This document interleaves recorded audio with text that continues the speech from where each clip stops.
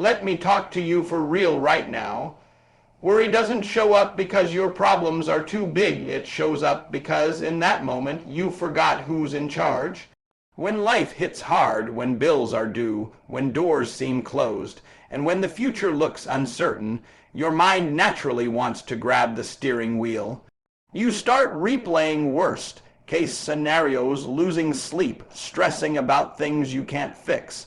But hear me clearly, asterisk asterisk, you were never built to carry that weight, asterisk asterisk. God didn't design you to manage the universe. He designed you to trust him. Most of us worry because we want control. We want answers now. We want guarantees. We want timelines. But God doesn't operate on your clock, and he doesn't need your anxiety to get his work done. Worry doesn't speed God up. It only slows asterisk you asterisk down. It drains your energy, steals your focus, and weakens your faith. Every minute you spend worrying is a minute you're not preparing, praying, or progressing. And that's exactly what the enemy wants. To keep you stuck in your head instead of moving forward in faith. Let me break it down. When you worry, you're silently saying, God, I don't trust you with this. You might pray, but deep down you're still holding on to fear. You're still trying to solve it on your own, but faith is not saying, I believe God can. Faith is saying, asterisk asterisk, I know God will whether I understand it or not, asterisk asterisk, that's next level trust. That's the kind of faith that shifts atmospheres. Think about this. How many times did you stress over something in the past that eventually worked out?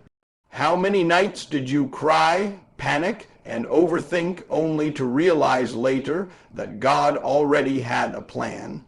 He made a way you couldn't see. He opened a door you didn't even knock on. He protected you from things you thought you wanted. If he did it before, why would he stop now? The same God who carried you then is carrying you now. Here's the truth most people don't want to accept. Worry is a habit. And habits can be broken. Every time fear tries to take over, you have a choice. You can feed the fear, or you can feed your faith. You can rehearse the problem, or you can remind yourself of God's power. You don't deny the reality of the struggle, but you refuse to let it define you. You stand up and say, this problem is real, but my God is bigger. Stop letting worry make decisions for you. Stop allowing fear to dictate your mood, your moves, and your mindset. You still have to show up. You still have to work hard. You still have to give your best. But you do it with peace, not panic. With confidence, not chaos. When you truly understand who's in control, you stop stressing about outcomes and start focusing on obedience. So take your hands off what was never yours to control. Breathe, pray, trust. God is not confused. God is not late. God is not overwhelmed. Let me tell you something that will change how you see your whole situation. Asterisk asterisk, just because it's taking time doesn't mean God said no, asterisk asterisk. We live in a world that wants everything instantly, fast results, quick success, overnight breakthroughs. So when God doesn't move on our schedule, we start doubting, we start questioning, we start worrying. But delay is not denial. Delay is often asterisk asterisk development, asterisk asterisk. You're waiting and it's uncomfortable. You prayed, you believed, you did your part, and still nothing seems to be happening. But what you don't see is that God is working in places your eyes can't reach. He's arranging people, closing the wrong doors, protecting you from shortcuts that would destroy you later. Sometimes God delays the blessing because if he gave it to you too soon, it would break you instead of build you. Think about it. You don't hand a loaded responsibility to someone who's not ready to carry it. You don't pour success into a mind that hasn't learned discipline yet. God knows the weight of what you're asking for. He knows what comes with it, the pressure, the expectations, the opposition. So while you're asking for the outcome, God is focused on the asterisk asterisk process asterisk asterisk. He's shaping your character, strengthening your patience, and teaching you how to trust him even when nothing makes sense. A lot of people quit in the waiting season. They assume silence means rejection. They walk away just before the breakthrough.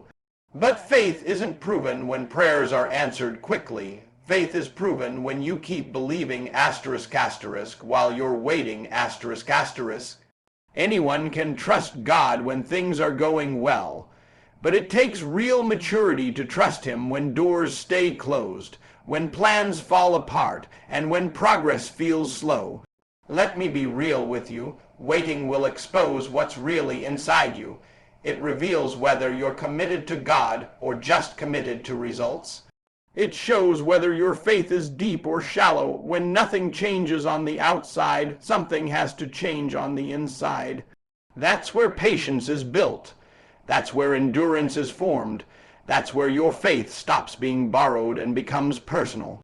Look back at your life. There were things you begged for years ago that you're grateful you didn't get. There were relationships you wanted so badly that would have destroyed your purpose. There were opportunities that looked good but would have taken you off track. God's delays saved you. His not yet protected you. What you thought was punishment was actually preparation.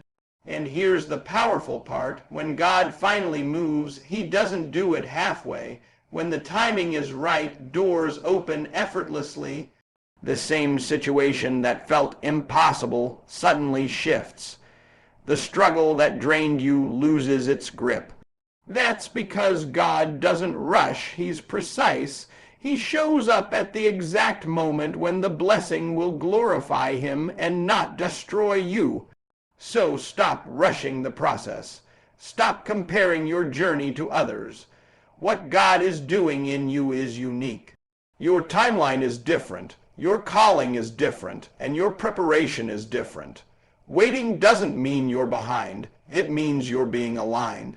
Stay faithful in the delay. Keep praying, keep working, keep believing, because what's coming is worth the wait.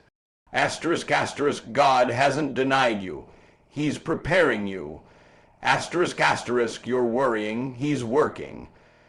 Asterisk, asterisk, and when you finally let go, you'll realize you were never alone in this fight. Let me speak directly to your heart right now. If you're struggling, if life feels heavy, if you're tired but still standing, that is not a sign that God abandoned you. That's proof he's asterisk, asterisk, still working on you, asterisk, asterisk. The struggle is not the end of your story, it's the middle. And the middle is always messy. The problem is, most people judge their lives by the pain they're in instead of the purpose being formed. Understand this. If God was done with you, there would be no fight left in you. You wouldn't feel the resistance. You wouldn't feel the pressure. You wouldn't feel the push to keep going even when quitting feels easier. The fact that you're still showing up, still trying, still believing even with tears in your eyes, that's evidence that God hasn't closed the book on your life. He's still writing. Pressure has a purpose. Nothing valuable is formed without it. Muscles grow through resistance. Gold is refined by fire. Diamonds are created under extreme pressure. So why would your life be any different? You keep asking, why is this so hard? When you should be asking, what is God building in me? Because the level of pressure you're under is connected to the level of responsibility God is preparing you for. Here's what most people miss. God is more concerned with who you're becoming than what you're going through. You're focused on escaping the pain, but God is focused on shaping your character. Strength doesn't come from comfort, it comes from challenge. Faith doesn't grow when everything is easy. It grows when you trust God with no evidence and no guarantees. That's real faith. Some of your hardest seasons are not meant to break you. They're meant to strip you. Strip you of pride. Strip you of self-reliance. Strip you of distractions until all you have left is God. And when God is all you have, you realize he's all you ever needed. That's when your faith stops being conditional. That's when you stop serving God for blessings and start trusting Him for who He is. Let me be honest, the struggle will expose your weak spots. It will reveal fear you didn't know you had. It will challenge beliefs you thought were strong. But exposure isn't failure, it's an invitation to grow. God can't heal what you won't face. He can't strengthen what you keep hiding. The struggle forces you to confront yourself, and that confrontation is necessary for transformation. Look back at your life. The moments that changed you the most weren't the easy ones. They were the seasons that tested you, humbled you, and pushed you beyond what you thought you could handle. Those seasons didn't destroy you, they developed you. They gave you wisdom, resilience, and compassion. They shaped your voice and sharpened your vision. So don't curse the struggle. Don't let the pain make you bitter. Let it make you better. Let it teach you discipline, patience, and perseverance. Because what you're going through is temporary, but what God is producing in you is permanent. Stay in the fight. Keep praying even when it feels pointless. Keep believing even when the evidence is missing. Keep moving even when progress feels slow.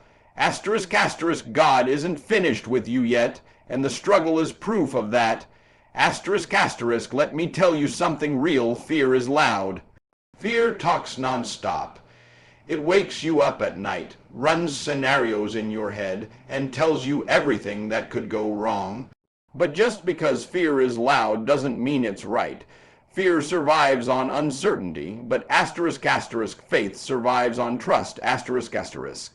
And if you want peace in your life, you have to make a decision. Fear will not be the voice that leads you. Faith doesn't mean you don't feel fear. Let's be clear about that. Faith means you move asterisk, asterisk, despite asterisk, asterisk, fear. Courage is not the absence of fear, it's obedience in the presence of fear. Too many people are waiting to feel confident before they act, but confidence is built asterisk after asterisk you move, not before. God is not asking you to feel ready, He's asking you to asterisk, asterisk, trust Him enough to take the next step, asterisk, asterisk. Fear asks, what if it doesn't work? Faith responds, what if God already made a way? Fear focuses on what you lack. Faith focuses on who God is. Fear magnifies the problem. Faith magnifies the provider. And whatever you magnify will control your emotions. If you keep replaying the problem, anxiety will rule your mind. But if you keep reminding yourself of God's promises, peace will start to rise. You may not control the situation, but you can control what you meditate on. Here's the truth. Fear is natural, but living in fear is a choice. Every day you decide which voice gets your attention. You decide whether you'll start your day with worry or with prayer, whether you'll react emotionally or respond spiritually. Faith doesn't ignore reality, it reframes it. It says, yes, this is hard, but God is greater. Yes, I'm uncertain, but God is faithful. Some of you are stuck, not because you're incapable, but because fear keeps talking you out of obedience. You overthink, you hesitate, you wait for perfect conditions, but perfect conditions don't exist. God moves when you move. The Red Sea didn't part until Moses stepped forward. The miracle didn't happen until someone took a risk. Faith always requires action. Let me push you a little. Stop feeding your fear with negative conversations, toxic environments, and constant doubt. Be intentional about what you allow into your mind. What you listen to shapes how you think. What you think shapes how you act. And how you act determines your future. If you want a faith-filled life, you have to guard your thoughts like your life depends on it, because it does. Faith also requires patience. You won't see everything change overnight. There will be days when fear comes back knocking. But every time it does, you remind it who's in control. You speak life over yourself. You declare truth even when your feelings disagree. Faith isn't a feeling. It's a decision you make again and again. And here's the final reminder you need. God didn't bring you this far to abandon you now. The same God who carried you through the past is already standing in your future. He sees the outcome.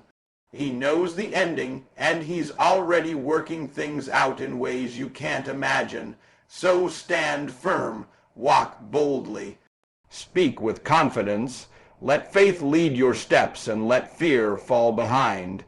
Asterisk, asterisk, when faith becomes louder than fear, peace becomes stronger than worry, and that's when you realize God has been working for you all along. Asterisk, asterisk.